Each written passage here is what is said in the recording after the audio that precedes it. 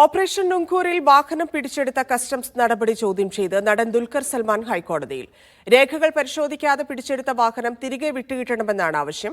വിഷയത്തിൽ കസ്റ്റംസിനോട് ഹൈക്കോടതി വിശദീകരണം തേടി. വാഹന ഇടപാടുമായി ബന്ധപ്പെട്ട കസ്റ്റംസിന്റെ പരിശോധന തുടരുകയാണ്. വാഹനം പിടിച്ചെടുത്ത കസ്റ്റംസിന്റെ നടപടി റദ്ദാക്കണമെന്നാണ് ഹർജിയിലെ പ്രധാന ആവശ്യം. 2020 മാർച്ച് 5-ന് നിയമപരമായ നടപടിക്രമങ്ങൾ പൂർത്തിയാക്കിയാണ് വാഹനം സ്വന്തമാക്കിയത്.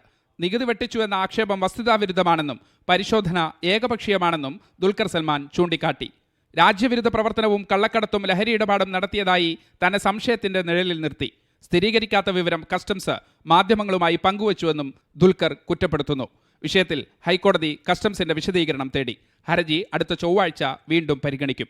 അതിനിടെ പരിശോധനയുമായി ബന്ധപ്പെട്ട് കുണ്ടന്നൂരിലെ വർക്ക്ഷോപ്പിൽ നിന്ന് പിടിച്ചെടുത്ത ലാൻഡ് ക്രൂയിസർ വാഹനത്തിന്റെ ആദ്യ ഉടമയെ കസ്റ്റംസ് ചോദ്യം ചെയ്തു. മൂവാറ്റുപുഴ സ്വദേശി മാഹീൻ അൻസാരിയെയാണ് വാഹനത്തിന്റെ RC വ്യാജമാണെന്ന് കണ്ടെത്തിയതിനെ തുടർന്ന് കസ്റ്റംസ് ചോദ്യം ചെയ്തത്.